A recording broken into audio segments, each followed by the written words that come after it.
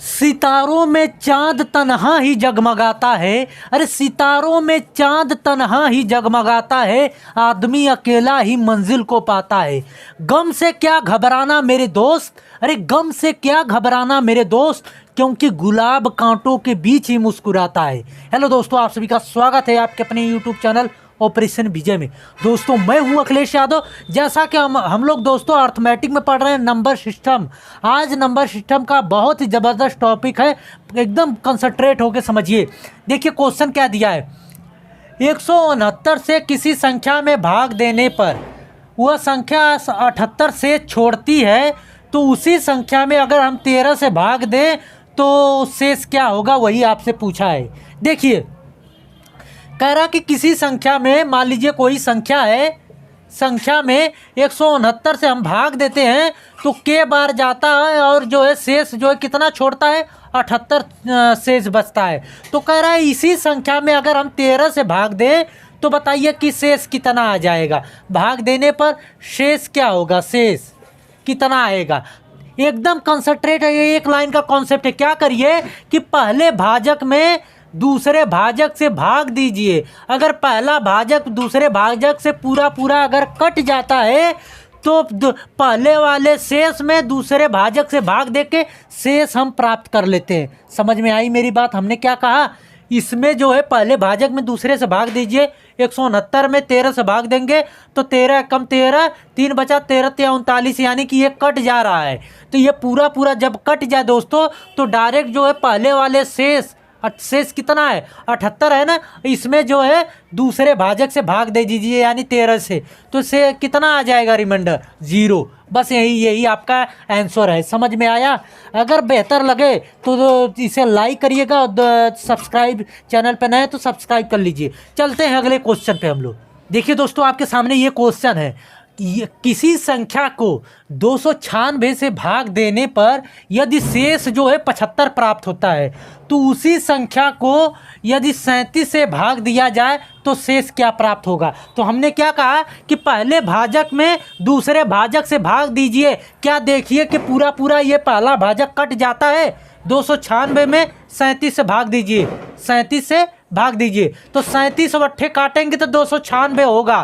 ठीक, तो यानी ये पूरा कट जा रहा है, रिमाइंडर आपका 0 आता है। तब तो इस क्वेश्चन का आंसर निकाल सकते हैं। यदि ये नहीं कटता दोस्तों पहला वाला भाजक दूसरे भाजक से, तो इस क्वेश्चन का आंसर ज्ञात नहीं कर सकते। आई बात समझ में। जब ये पूरा कट जाए तो यहाँ पहले वाले शेष में यानी 75 में दूसरे वाले भाजक से भाग दे दीजिए, आपका वही आंसर आ जाएगा। तो इसमें भाग देंगे तो रिमाइंडर कितना आ जाएगा, 37 दूना होता है 74, इसमें 75 में से एक 74 घटाएंगे तो रिमाइंडर आपका आएगा 1। यानी इस तो कह रहा है कि शेष कितना आएगा, 1 आएगा। समझ में आया। तो इस तरह हर एक क्वेश्चन का आप आसानी से आंसर दे सकते हैं। चलते हैं दोस्तों अगले क्वेश्चन पे। तो आपके सामने कुछ अजब टाइप का क्वेश्चन क्या दिया है। एक संख्या को 6 से भाग देने पर शेष जो है 3 बचता है, तो इसी संख्या के वर्ग को 6 से भाग दिया जाए तो शेष क्या बचेगा।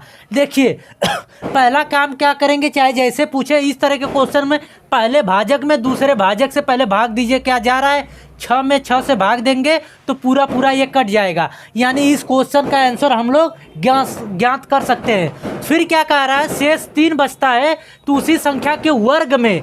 तो जब वर्ग नहीं देता था तो डायरेक्ट जो है क्या करते थे हम लोग, पहले वाले शेष में दूसरे भाजक से भाग देकर आंसर प्राप्त कर लेते थे। लेकिन यहाँ पे कह रहा है कि उसी संख्या के वर्ग में, तो यहाँ पे क्या करिए कि पहले वाले शेष का वर्ग कर दीजिए और उसमें दूसरे भाजक से भाग दे दीजिए।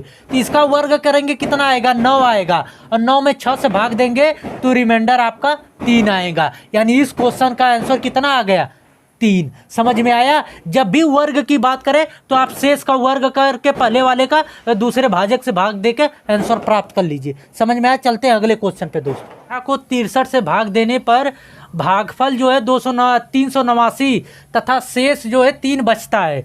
उसी संख्या को यदि 62 से भाग देने दिया जाए तो शेष क्या होगा। तो हमने कहा कि पहले क्या करिए कि इसमें पहले भाजक में दूसरे भाजक से भाग दीजिए। क्या पूरी कट जा रही है, 63 में 62 से भाग देंगे तो क्या कटेगा 63? नहीं कटेगा।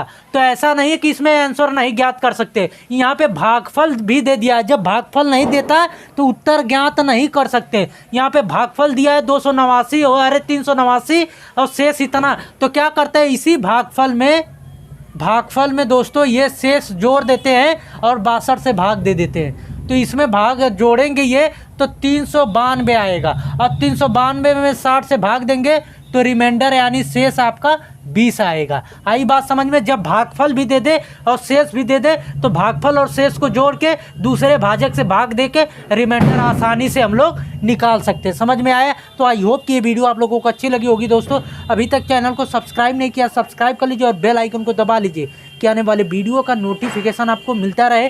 कैसी लगी वीडियो कमेंट के माध्यम से ज़रूर बताइएगा। अगर अच्छी लगे तो दोस्तों के बीच में शेयर करिएगा और लाइक करिएगा। ठीक है दोस्तों, मिलते हैं दोस्तों नेक्स्ट वीडियो में। जय हिंद।